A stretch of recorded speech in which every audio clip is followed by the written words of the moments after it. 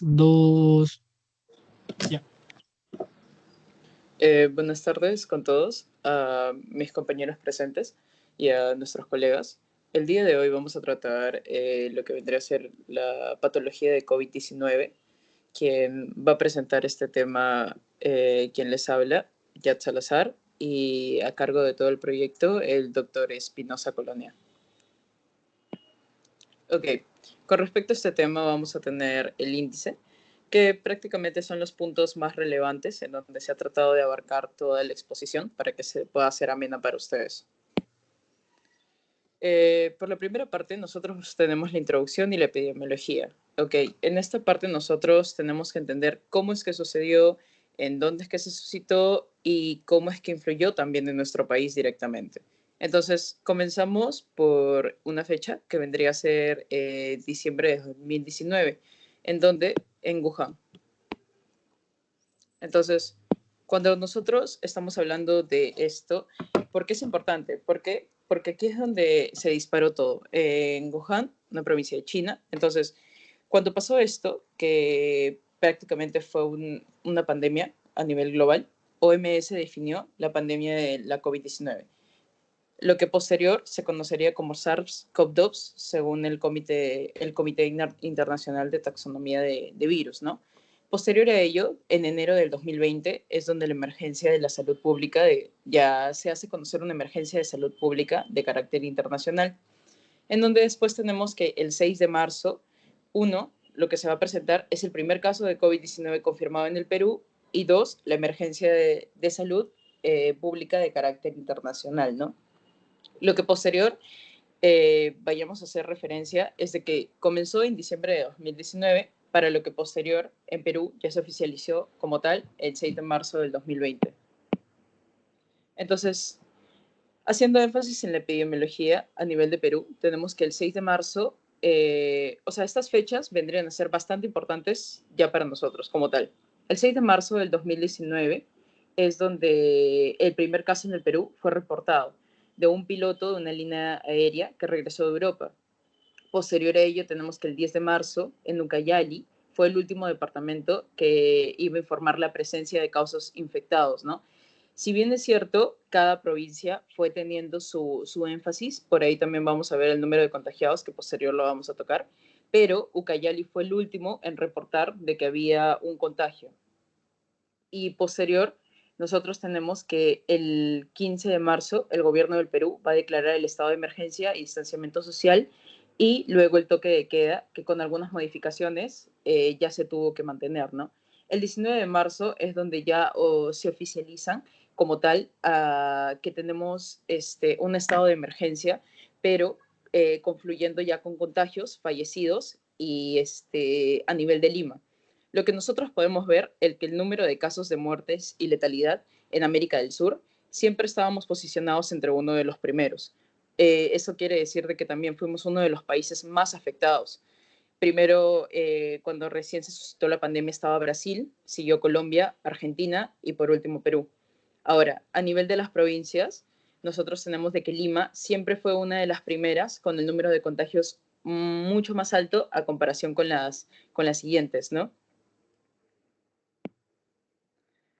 Después vamos a hablar de lo que vendría a ser parte de su etiología de esto, que es prácticamente lo que vendría a ser la familia de este mismo virus y todo ello.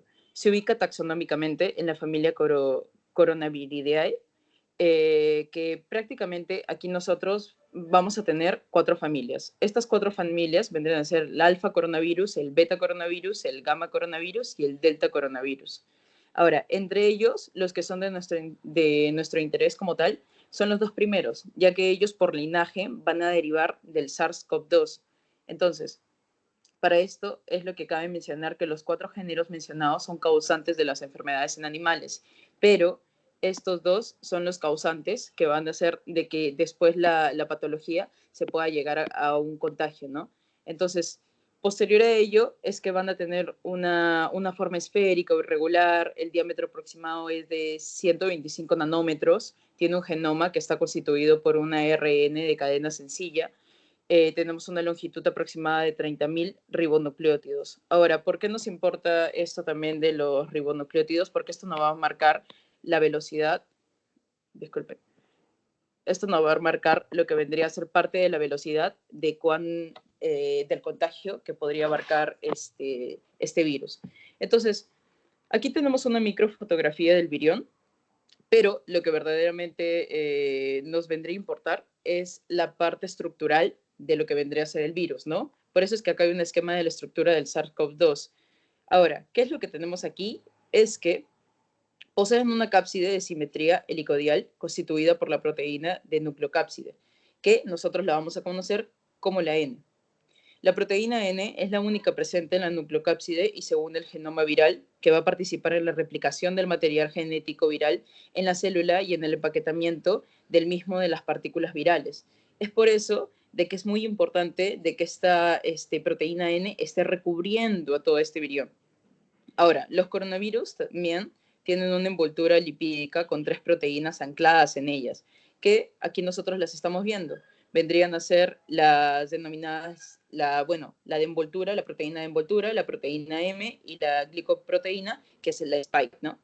Ahora, la cual verdaderamente es un poco más letal es la glicoproteína spike. ¿Por qué? Es la que le va a dar al virión la apariencia de este tipo coronita. Y por ahí es que también aporta su nombre del típico coronavirus, ¿no? Y las funciones de estas proteínas, al menos de la M y la E, es que van a participar en el ensamblaje y liberación del virión. Lo que quiere decir es que toda su carga genética se va a habitar entre ellas, ¿no? Obviamente que todas las proteínas ayudan a que ésta confluya y que posterior de este nivel de contagio. Pero si no estuvieran la proteína ni M ni la E, es de que no se podría ensamblar y posterior hacer una replicación. Ahora, tenemos los factores de riesgo, que como tal son la edad avanzada, en donde tenemos mayores de 65 años, que siempre van a presentar una mayor mortalidad debido a la disminución de la respuesta inmune y mayor presencia de comorbilidades, ¿no? Si nosotros hacemos énfasis en lo que vendría a ser las personas, bueno, los adultos mayores, tenemos en cuenta de que cuando a cierta edad ya todo en nuestro cuerpo comienza a ser un cierto tipo de fibrosis, nuestro sistema inmune decae, el sistema, todos los sistemas van a confluir a que ya nuestro desarrollo inmunológico no sea el mismo. Entonces, por tanto, se vuelve un factor de riesgo. Y si nosotros vemos en la tabla que se dio de la misma OMS, los fallecidos por edad y sexo, tenemos que entre un rango de 70 a 79 años es de que va a dar un pico, pero también tenemos un factor de riesgo que vendría a ser el de los varones, ¿no?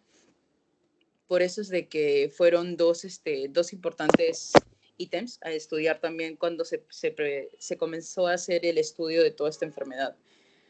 Posterior, tenemos también lo que vendrían a ser los factores sociodemográficos, que aquí netamente es lo que es el hacinamiento y la falta de acceso a servicios de servicios de salud, ¿no?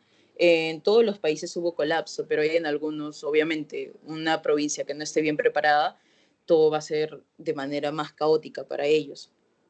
El estado inmunológico, que es algo que ya se habló que también influye. ¿Por qué? Porque los pacientes, por ejemplo, sin ir muy lejos de que el sistema inmune esté deprimido, pacientes trasplantados o en tratamiento inmunosupresores tienen mayor riesgo de una infección severa y prolongada y que no puedan resistir el tratamiento como tal de este.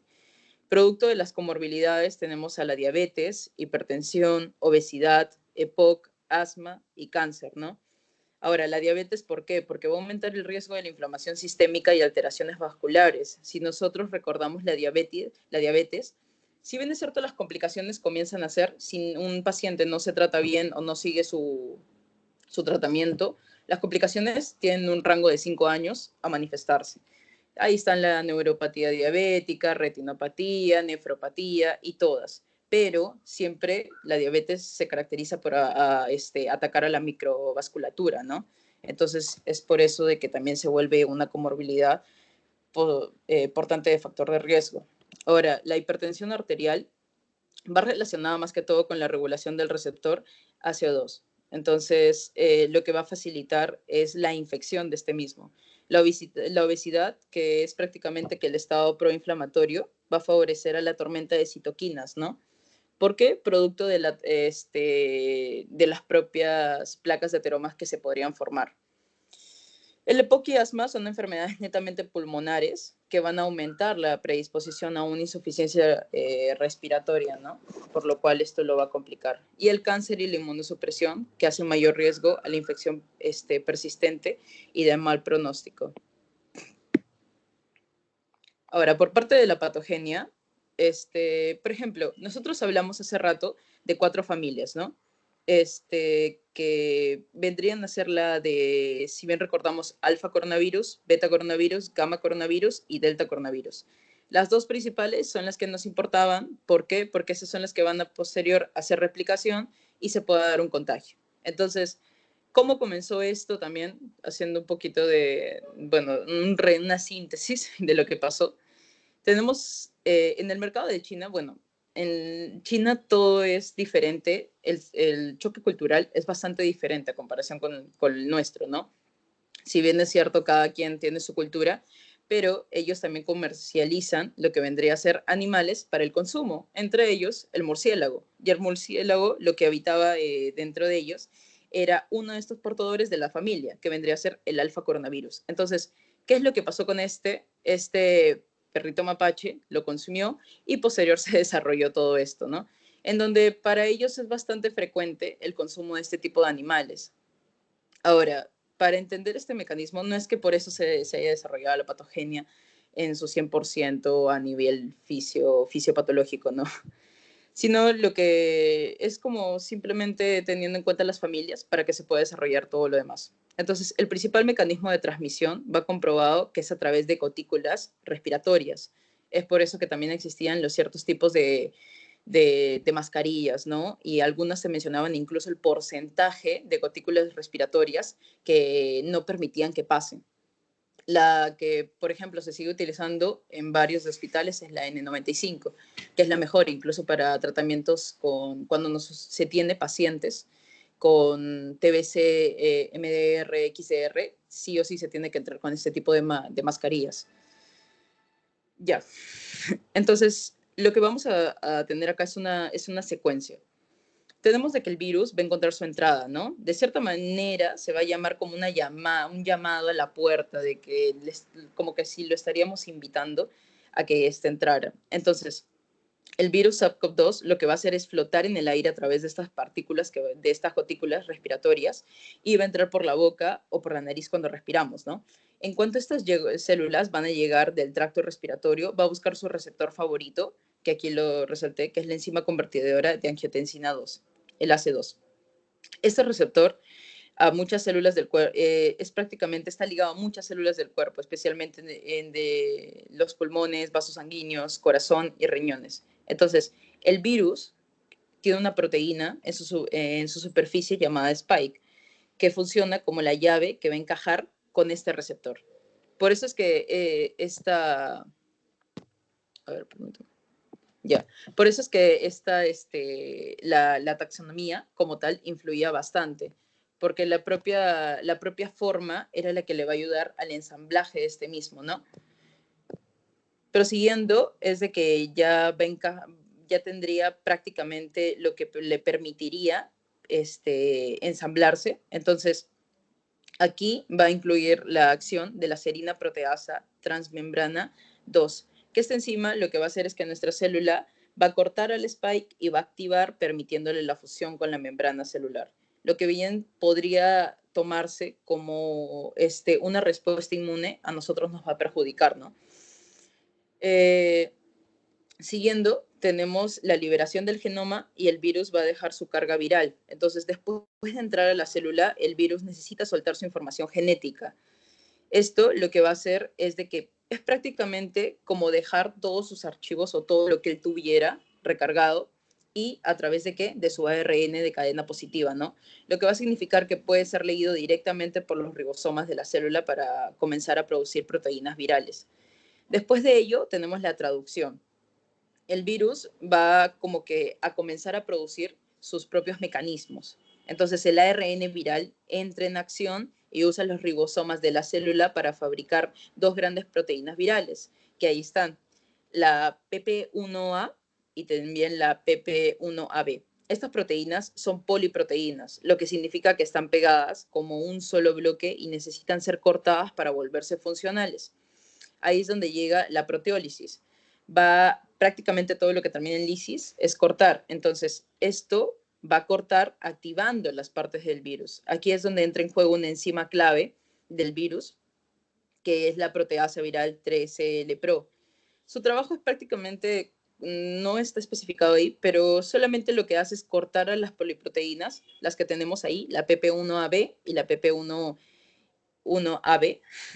PP1A y PP1AB, en fragmentos más pequeños para que puedan cumplir su función, ¿no?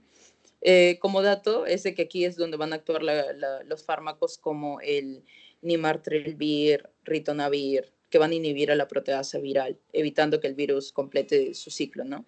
En cierto mecanismo es de que hay algunos fármacos que se han diseñado para que no se pueda dar la replicación de este, ¿no? Algunos son muy buenos y algunos tampoco es que hayan sido favorables. Siguiendo, tenemos el paso de la replicación del ARN viral, que el virus prácticamente es como si hiciera unas fotocopias de su genoma y es como que le va a permitir que las proteínas virales ya activas, ahora su enfoque va a ser que miles de copias de su ARN vayan a producir más y más y más. Entonces, lo que quiero decir con esto es que aquí entra en acción el ARN polimerasa, netamente ya del virión, ¿no? Siguiendo, tenemos la transcripción del ARN subgenómico.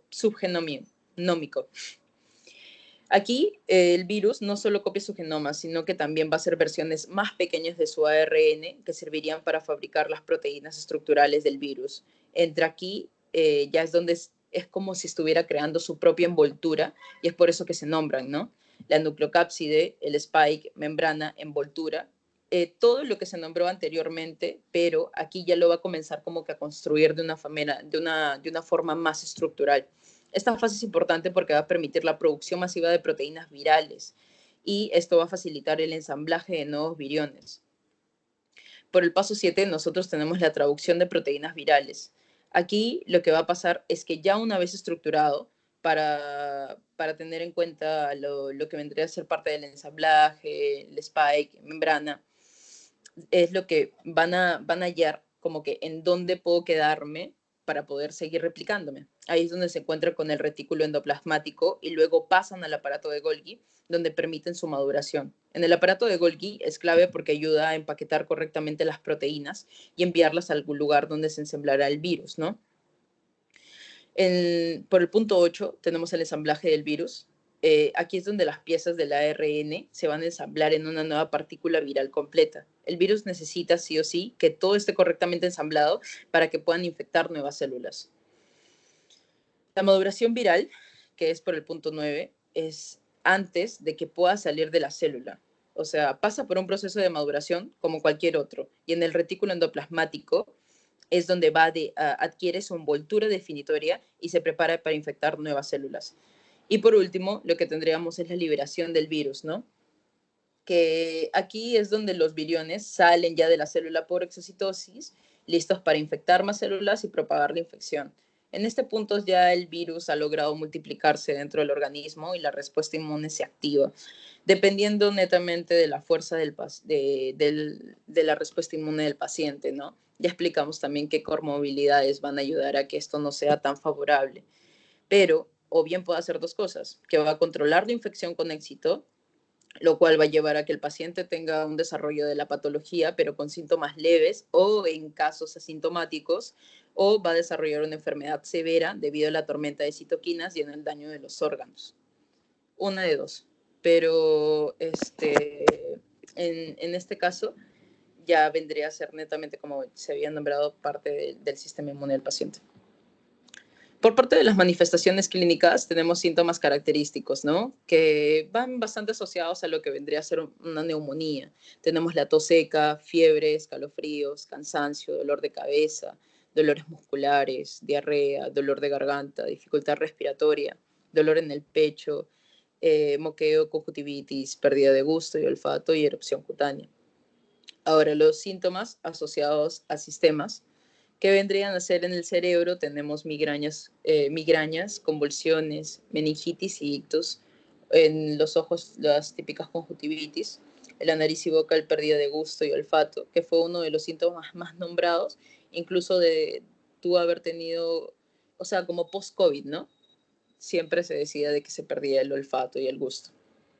Y es verdad. Entre los pulmones, infección que puede causar la falta de oxígeno y neumonía, ¿no? En el corazón, arritmia, trombos, infartos, hígado, falla hepática, riñones, fallo renal, sistema circulatorio, la formación de coágulos, en el sistema digestivo, alteraciones con náuseas, diarrea y dolor abdominal, en la piel, erupciones cutáneas y urticaria, en el sistema inmunitario, reacción del sistema inmunitario. Como tal, la tormenta de citoquinas, que es bastante importante recordarla, porque la gran mayoría de las preguntas de NAM es que la ponen como opción a respuesta. Ahora, las manifestaciones clínicas según MINSA. ¿Cómo lo dividió MINSA? Por una fase inicial, leve o moderada, por una fase grave, en donde ya se presentaba una neumonía, COVID-19 y síndrome de distrés respiratorio, y por la fase crítica, ¿no? Que es una falla multiorgánica y choque séptico en algunos puntos. Por la fase inicial tenemos una fiebre, tos seca, fatiga y mialgias, pérdida del gusto, dolor de garganta y cefalea, diarrea y síntomas gastrointestinales. Mientras que en la fase de una neumonía tenemos una disnea, una hipoxemia, taquipnia, opacidades en vidrio esmerilado en una tomografía y las coagulopatías, ¿no? Eh, Esto también nos podría ayudar incluso siempre nosotros a tener en cuenta una insuficiencia respiratoria, ¿no? Primero pasamos por un punto de hipoxemia y después por una insuficiencia respiratoria, teniendo en cuenta de que hay 4 tipos de insuficiencia respiratoria, pero en la de COVID casi siempre era la de tipo 1 y la de tipo 2, que van bastante de la mano con las presiones de oxígeno. Ahora, ¿cómo nosotros veíamos esto? Netamente con el saturómetro. Conforme iba bajando la saturación, nosotros también ya teníamos que tener en cuenta de que si en algún momento el paciente necesitaba oxígeno, que es lo que más llegó a escasear incluso en esta pandemia, era más letal, ¿no? O sea, la saturación iba bajando más, sabíamos de que el paciente iba a necesitar más cargas de oxígeno, pero a veces no las podíamos cubrir todas. En la fase crítica o la falla multiorgánica del choque séptico se presenta el síndrome de tormenta de citoquinas, un shock séptico y una insuficiencia renal o una miocarditis. Por la parte de diagnóstico tenemos el gol estándar, que vendría a ser el PCR. Es el que más se utilizó, e incluso cuando algunos querían viajar o en centros de trabajos, centros de estudios, centros deportivos, se utilizó bastante esta prueba si en caso tú querías seguir ejerciendo tus funciones, ¿no? ¿Por qué es la prueba de referencia esta? Porque esta detecta el ARN viral directamente desde las secreciones respiratorias. Entonces, si nosotros recordamos un poquito de la patología, de la patogenia, era a través de las gotículas respiratorias. Entonces, es por eso que nos ayudaba. Ahora, tiene una alta sensibilidad y especificidad, que varían entre un rango de 95 a 99%. Esta va a permitir el diagnóstico temprano, incluso antes del inicio de síntomas. Ya. Posterior a ello tenemos la prueba de antígeno, que detecta proteínas virales de SARS-CoV-2 en muestras nasofaringias, ¿no? Lo que nosotros tenemos es que van a dar unos resultados de entre 15 a 30 minutos. Es útil en escenarios de alta carga viral, ¿no? Dentro de los primeros 7 días de síntomas ya mencionados. Ahora tenemos la prueba serológica, que va ligada a lo que vendrían a ser los anticuerpos IgM y IgG. Ahí nosotros tenemos un rango de incubación de la patogenia, el tiempo de la incubación usual en días, que si lo vemos abajo, el tiempo desde la aparición de los síntomas y la carga viral y los anticuerpos a manifestarse, ¿no?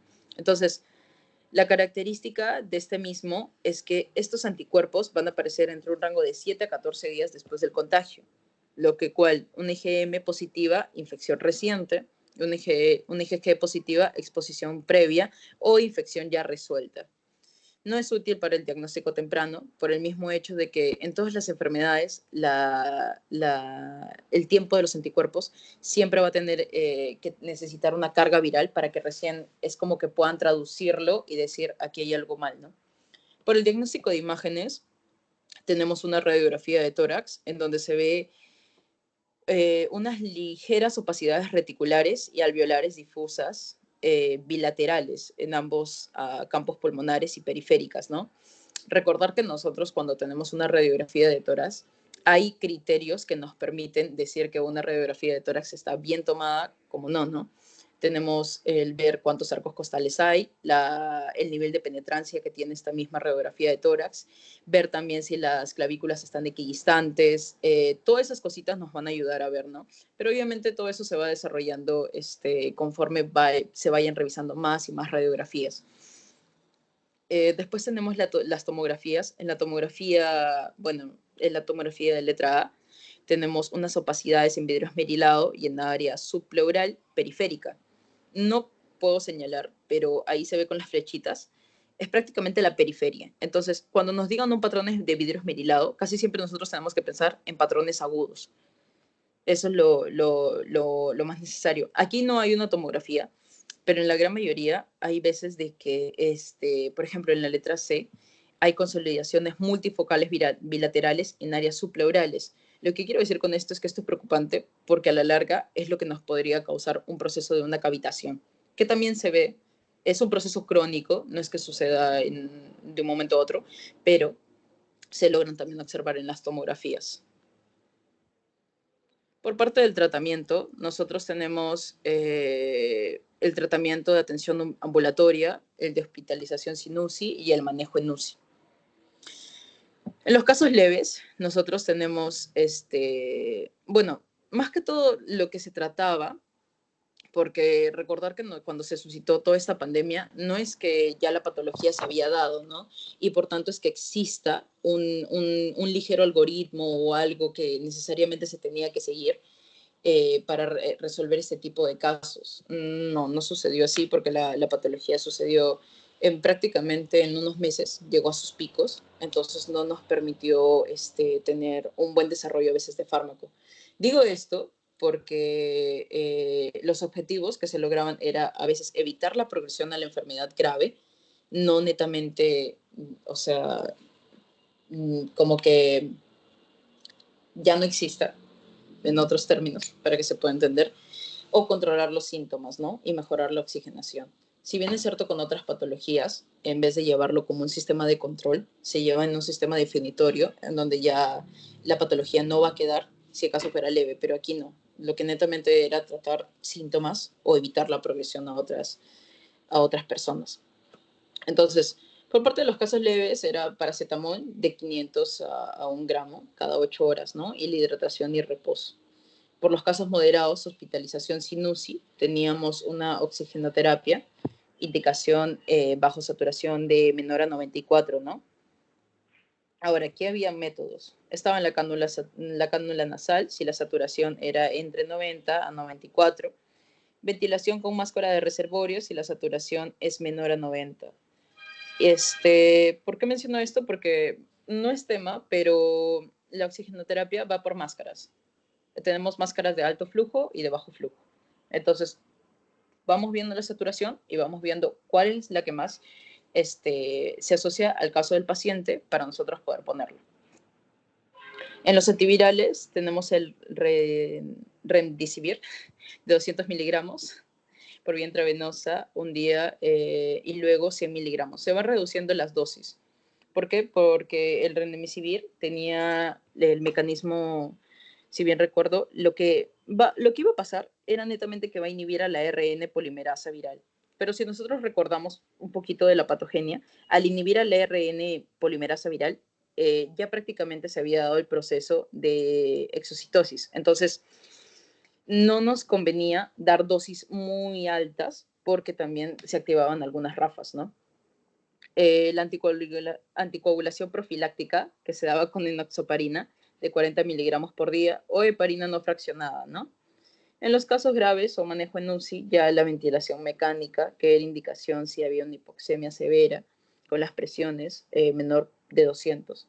Los corticosteroides, que vendrían a ser dexametasona de 6 miligramos por vía venosa por 10 días. La terapia antiinterleuquina 6, que era el tocilizumab, de 8 miligramos, dependiendo el kilo, el peso del paciente. Y el soporte hemodinámico, ¿no? A base de los vasopresores.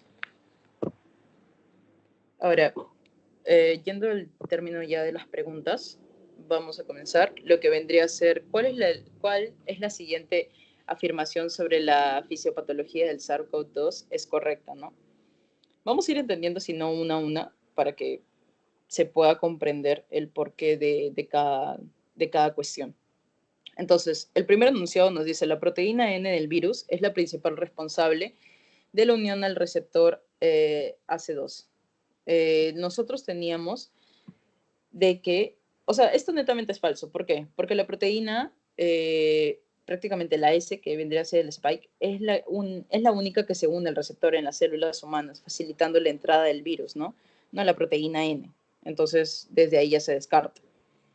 Posterior tenemos la tormenta de citoquinas, está mediada principalmente por una activación exagerada de interleuquinas 2 e interleuquinas 4.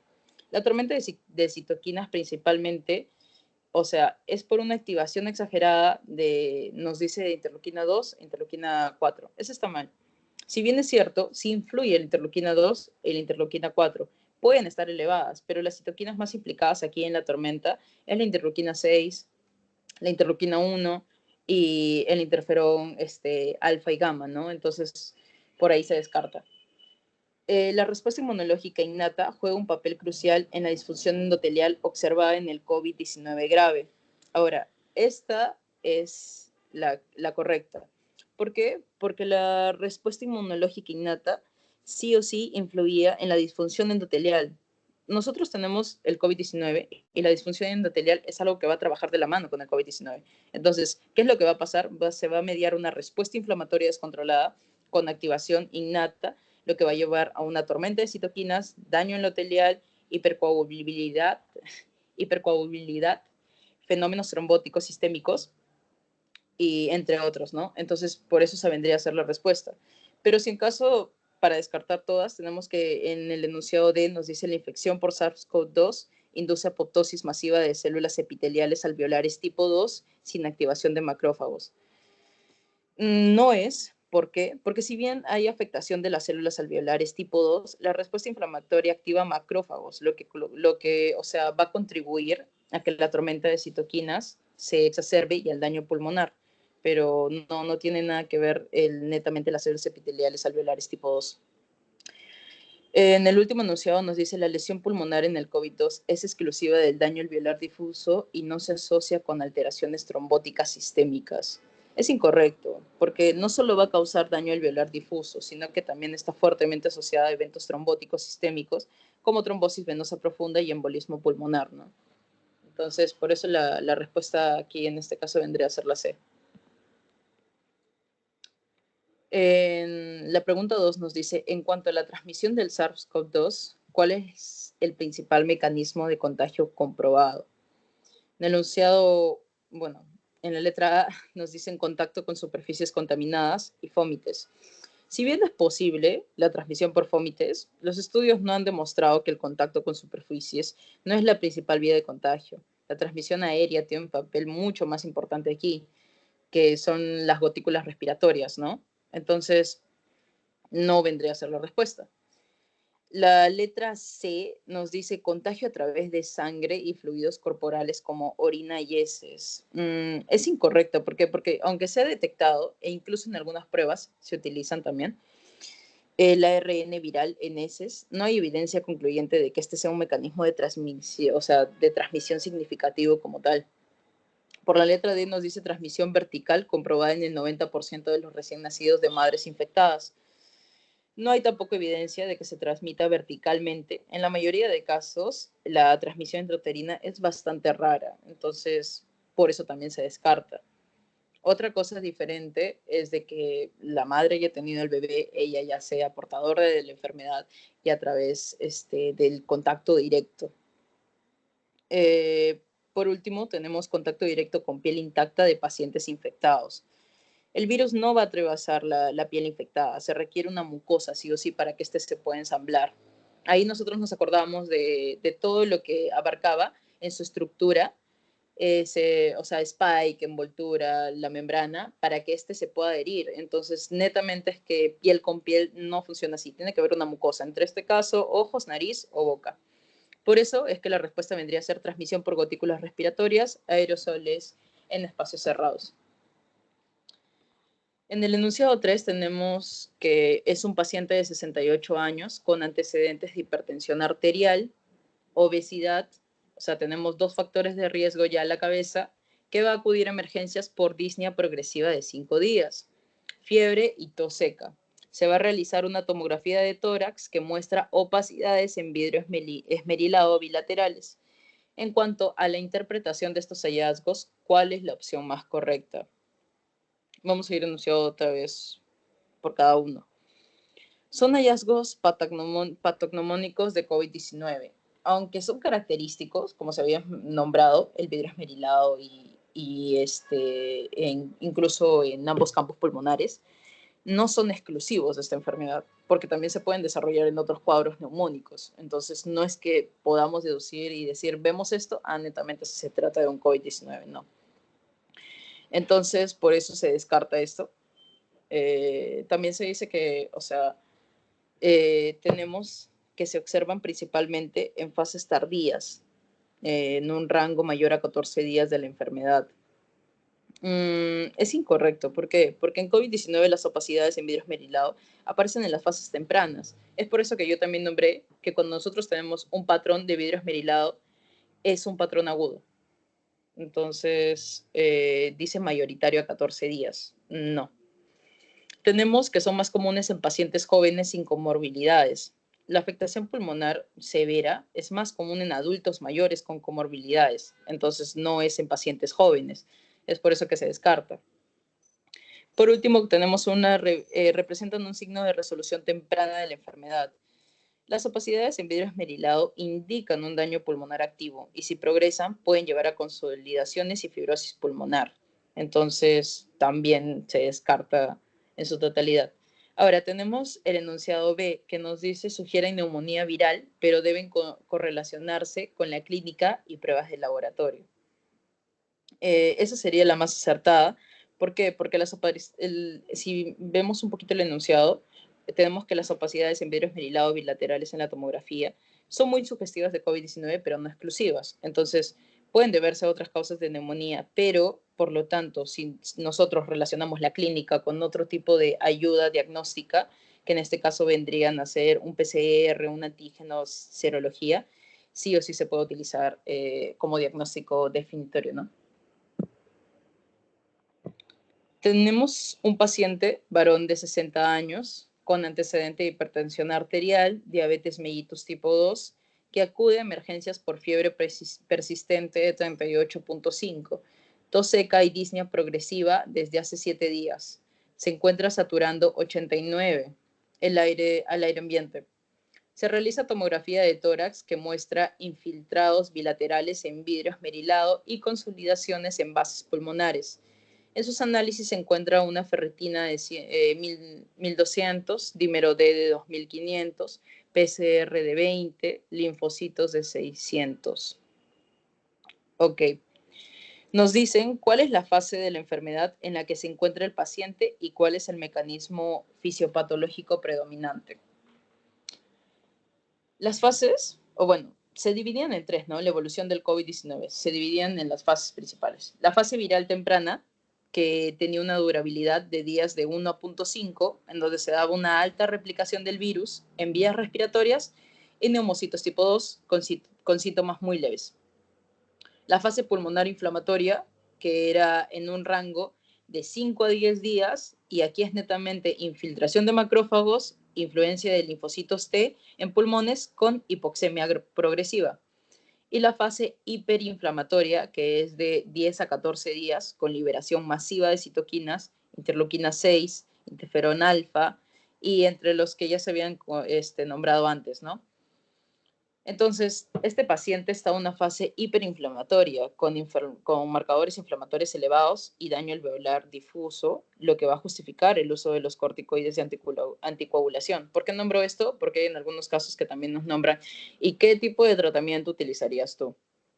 Entonces, ¿Por qué es que nombramos esto? Por la saturación. La saturación es lo que nos da una pieza clave a que nosotros podamos decir en qué estado de estrés respiratorio se encuentra el paciente. El dímero D está elevadísimo, al igual que también el PCR y los marcadores que nos ponen, ¿no? Entonces, en este caso, la respuesta correcta vendría a ser la C, una fase hiperinflamatoria con tormenta de citoquinas y daño endotelial generalizado.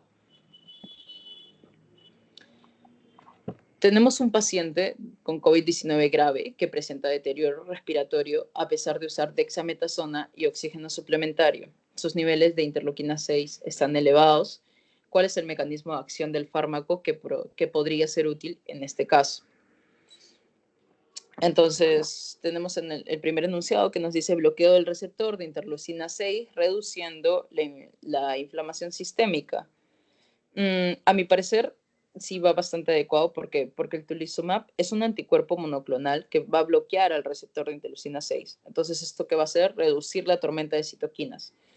Las demás opciones, vemos una inhibición de la replicación viral mediante interferón beta.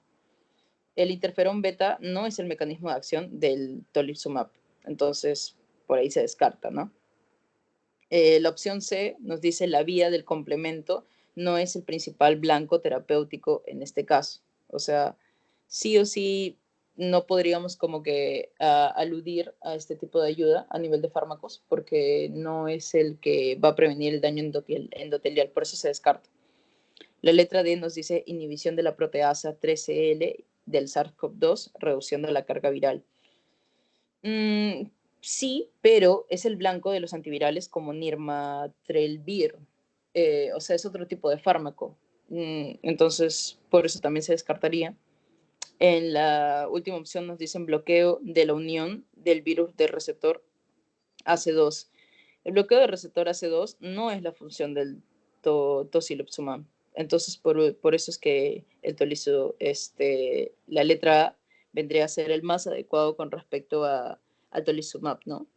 Recordar que el tolizumab siempre es un anticuerpo monoclonal que bloquea receptores. Ahora, ¿por qué nombro esto? Porque hay algunos artículos que han sacado mucha discusión sobre este mismo fármaco.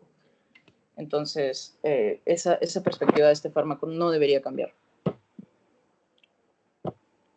Por la pregunta 6 tenemos que el SARS-CoV-2 ha demostrado una gran capacidad para evadir la respuesta inmune del huésped, permitiendo la infección persistente en algunos individuos. ¿Cuál de los siguientes mecanismos no es un mecanismo de escape inmunológico del SARS-CoV-2? Ok. Primero, tenemos que nos dice una glicolización extensa de la proteína Spike, reduciendo la detección por anticuerpos neutralizantes. La glicolización extensa de Spike. O sea, prácticamente lo que nos está diciendo es que va a permitir al virus camuflarse del sistema inmune. Entonces, por ahí no, porque no era que la principal función de la Spike iba a ser esa. Entonces, no. En el enunciado B, nos dicen de que, a ver, una inhibición de la vía interferón 1 mediante proteínas virales como ORF, 3B y NSP1 van a disminuir la respuesta antiviral temprana, pero o sea, sí iría de la mano. Lo que quiero decir es que sí iría de la mano, por lo cual esto también se descartaría. En la letra C, bueno, nos dicen hiperactivación de macrófagos M1, aumentando la producción de interferón y eliminando la infección viral de manera efectiva. Esa para mí es la más acertada. ¿Por qué? Porque se va a dar la hiperactivación, ¿no? O sea, va a aumentar la producción del interferón y va a eliminar la infección viral de manera efectiva. Lo que vendría a ser, es que esto, más que todo, nos está explicando, que no es un mecanismo, ¿no? Entonces, hiperactivación de macrófagos M1, aumentando la producción de interferón, no, porque eso estaba mediado a través de quién, de las proteínas de ensamblaje. Entonces, por eso es de que esta no es la respuesta.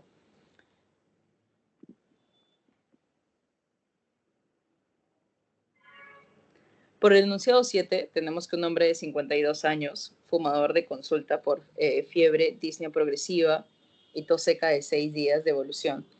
Se le realiza una tomografía de tórax en la que se observa patrón en vidrio esmerilado bilateral con distribución periférica. ¿Cuál de los siguientes hallazgos es más característico de COVID-19 en comparación con neumonías virales por otros patógenos? Los enunciados dicen que las consolidaciones lobares son homogéneas, son típicas de neumonía bacterial, o sea, no viral, por lo cual yo lo descartaría. En la opción C nos dicen patrón nodular con cavitación en lóbulos superiores. La cavitación y patrón nodular son más comunes en infecciones fúngicas o tuberculosis, por decir, ¿no? Una tuberculosis con una complicación a un aspergiloma. Entonces, esa también la descartaría. En la opción D tenemos el derrame pleural y linfadenopatía mediastinal prominente. Son frecuentes en neumonía bacteriana o viral, pero en este caso no estamos hablando de eso. Entonces, en el enunciado E tenemos engrosamiento bronquial con patrón en árbol en brote. Es característico en infecciones bronquiales como micoplasma o virus sincitial respiratorio, entonces también por eso se descarta. La opción más acorde vendría a ser la opción B, que es distribución periférica y subpleural de los infiltrados en vidrio esmerilado, ¿no? Es el hallazgo más característico del COVID-19, lo que se había nombrado en la tomografía por parte del diagnóstico. Por eso es que las demás se descartan. En un paciente hospitalizado por COVID-19 con elevación del dímero D por rangos mayores de 3000, se sospecha trombosis microvascular secundaria a disfunción endotelial. ¿Cuál es el principal mecanismo fisiopatológico responsable de este fenómeno?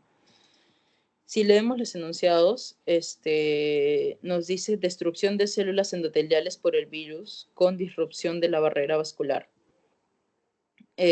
No es correcto. ¿Por qué? Porque el virus no destruye directamente las células endoteliales, sino que induce a una inflamación endotelial.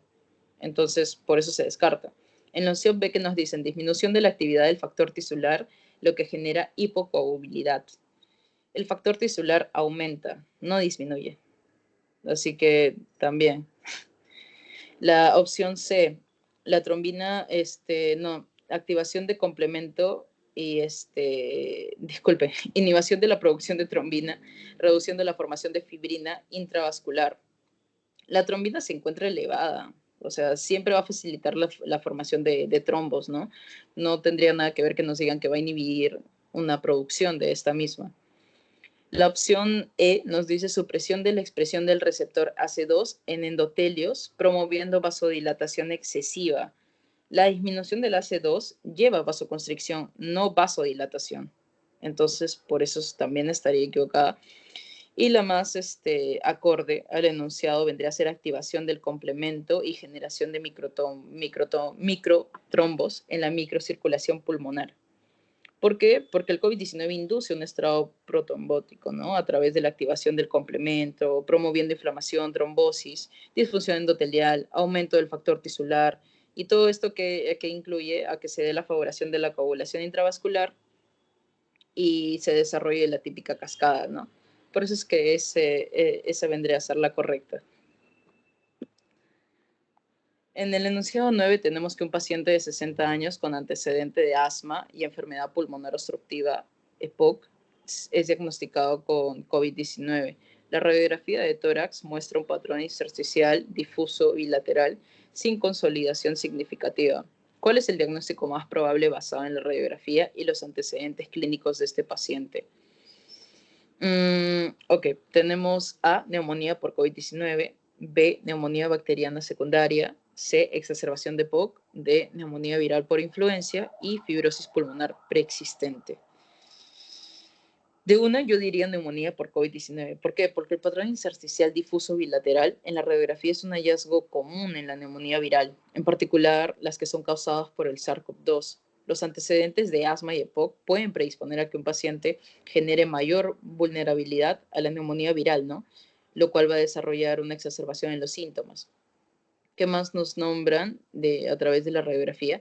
Es que la ausencia de la consolidación sugiere que se trata de una neumonía viral y no bacteriana, por lo cual yo descarto, ¿no? Las demás. Pero de igual forma, en la opción B nos dice una neumonía bacteriana secundaria. Aunque las infecciones bacterianas secundarias son comunes en pacientes con COVID-19, el patrón intersticial es más característico de la neumonía viral, no bacteriana. En la COP-C nos dice una exacerbación de EPOC. Si bien el EPOC puede empeorar con infecciones respiratorias, el patrón intersticial y la confirmación de PCR positiva para SARS-CoV-2 sugieren una infección viral más que una exacerbación de EPOC, ¿no? Por la letra D, tenemos una neumonía viral por influenza. La neumonía por influenza puede presentar un patrón similar, pero el diagnóstico de COVID-19 está confirmado por PCR. Entonces, si nosotros incluso sacáramos ello, eh, prácticamente esto se descartaría, ¿no? Y la opción E, que nos dice una fibrosis pulmonar preexistente. Aunque la fibrosis pulmonar podría causar un patrón intersticial, en este caso el diagnóstico es de COVID-19.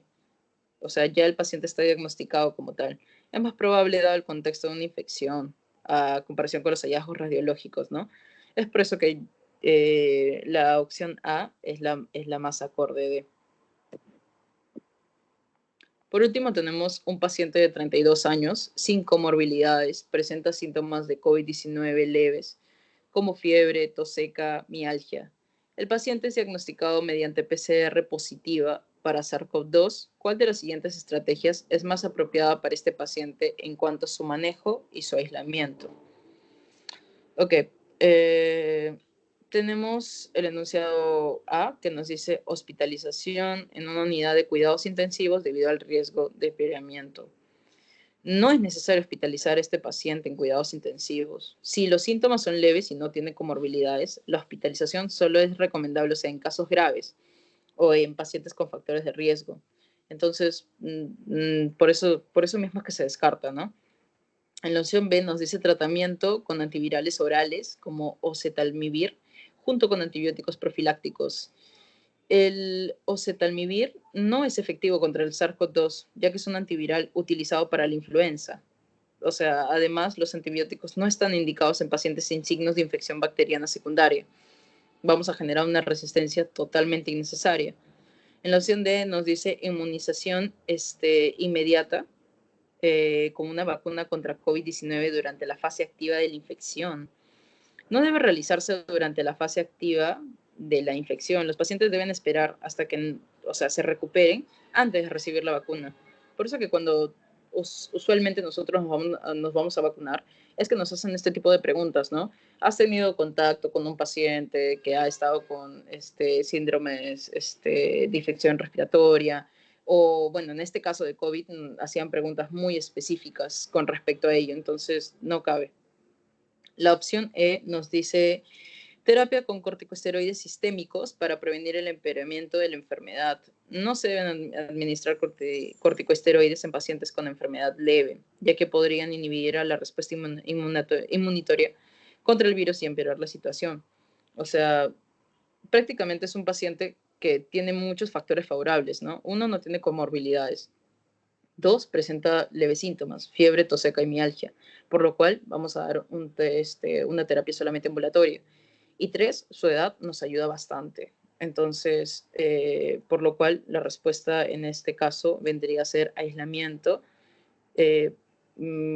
aislamiento en el hogar con seguimiento clínico a través de la telemedicina, ¿no? Y eso vendría a ser todo por mi parte el día de hoy. Muchas gracias.